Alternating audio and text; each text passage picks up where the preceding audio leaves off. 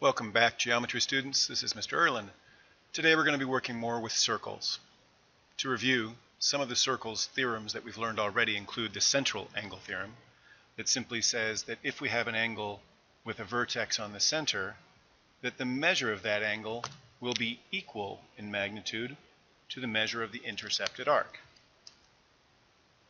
In other words, if we were to have a circle with a central angle of 50 degrees, we would expect that the arc measure is also 50 degrees.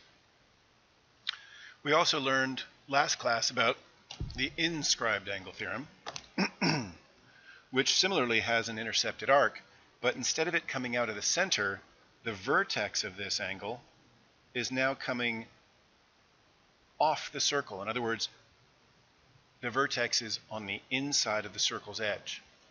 By doing this, we learned that if in fact that angle measure is x, the arc that it intercepts, instead of it being the same, or x, has a relationship that is twice as big.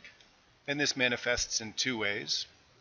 First of all, we'll see some inscribed angles where we're given the arc of, say, 25 degrees, and we have to know that an angle of 25 degrees, and we have to know that the arc measure is then 2 times 25, or 50 degrees.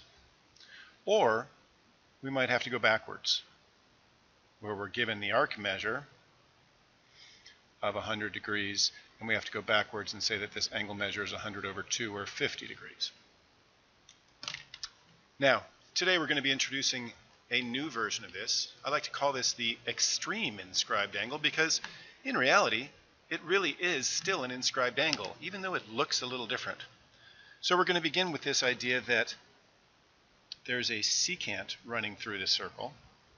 And while we're used to secants, or at least portions of a secant, manifested as a chord, this time it's going to be different because the secant is being met by a tangent line, such that they have a point of intersection that's on the circle, thus looking familiar with our inscribed angle. They're both on the circle. However, this doesn't look the same. It's hard to see the angle. So I'm going to suggest the following.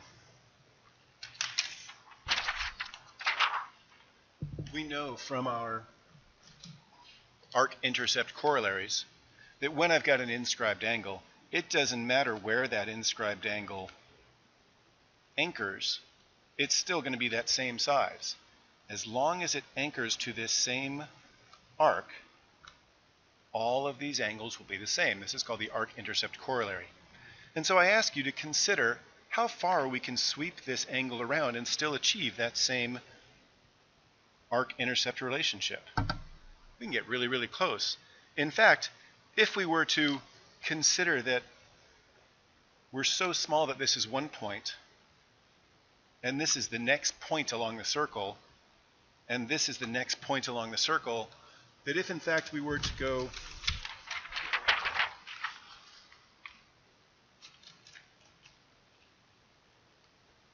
between just 2 points away, there's no doubt that that would still be an inscribed angle, right?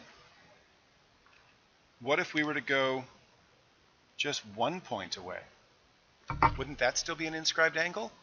Even though, based on our perspective being much larger, we'd never be able to see that, that's still an angle. So the question becomes, what if I go straight across? Does that work as an inscribed angle? Well, your first thought is no, it doesn't, because there is no angle. I've pinched out the opportunity to have that other side. But that's the whole point of a tangent. The tangent allows us to come straight across here, touching the circle in exactly that 1 point. And although it's touching it in 1 point, it's going to give the appropriate angle that we're looking for. In fact, this angle will be x, while this pink highlighted region will still be twice as big. I call this the extreme inscribed angle. And what it says is that if this angle is x degrees, that the arc intercepted by that angle, which is again a little bit hard to see, will simply be twice that, 2x.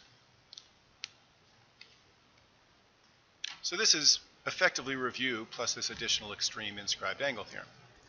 What's going to be new today as we're talking about arcs and angles is we're now going to go from having it directly in the center to directly on the edge, but what if it's somewhere in between? In other words, what if I've got two chords that are in fact crossing, they do create this angle, but it's not in an exact center? Well, then we know that x is not the same as a. And because x and this other angle over here are vertical angles, we can say that that's also x. But now we've got this quandary. If this x is somehow tied to this larger arc A, and this x is somehow tied to this larger arc B, how can that work out? So here's the situation.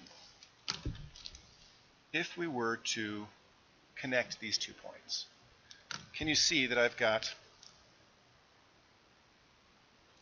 one inscribed angle right there? And since it's facing or intersecting with arc A, we know that this inscribed angle will be half of A units large. Similarly, I can see that here's another inscribed angle, and that inscribed angle is intersecting or meeting with this arc B, therefore this angle measure is 1/2 B by the inscribed angle theorem. So what I'm producing here is a triangle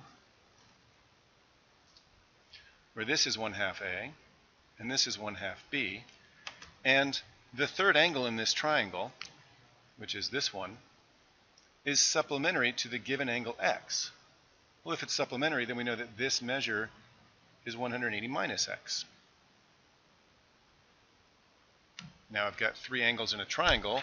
I should be able to demonstrate the triangle angle sum theorem such that 1/2 of A plus 1/2 of B plus 180 minus x is equal to 180 degrees. I can subtract 180 from both sides. I'm left with 1/2 of A plus 1/2 of B minus x equals 0. 1/2 of A plus 1/2 of B equals x. I'll factor out the 1/2. And this is going to give us our new theorem.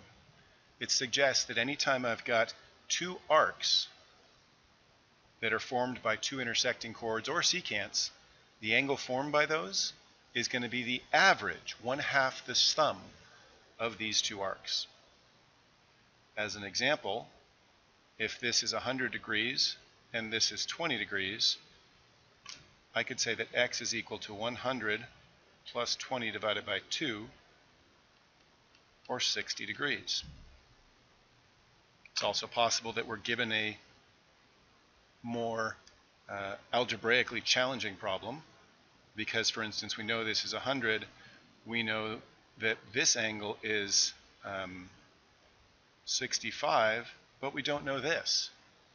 So we'd have to set up the algebra and say, I know that my angle formed is equal to half the sum of the arcs, and then solve algebraically. I need to get rid of this 2, so I'll double both sides, subtract 100, apply the symmetric property to see that x is equal to 30. Now, what I find interesting about this theorem, arcs and angles formed by 2 chords, is that we can use this concept of 1/2 the sum of the 2 arcs to represent all 4 of these scenarios. If I visualize that my central angle theorem in fact had diameters, not just radii, then I can say that this x is actually equal to 1/2 of this x plus this x, or 1/2 of 2x, which is still x. It works. And even the inscribed angle, if you visualize pinching this and pulling it back and pulling it back and pulling it back, as you pull it back, the arc over here gets smaller and smaller and smaller, until eventually, when it becomes an inscribed angle, that arc has been pinched out to the point where it's no longer even an arc really, it's got a value of 0. And if I were to take x equals 1/2 of the average, 1/2 the sum of the arcs, or the average of the arcs, you can see that 1/2 of 2x is in fact x. It works. Therefore, if you wish, you can memorize this formula to describe all the scenarios where the point of intersection is inside the circle, at the center of the circle, or even on the circle.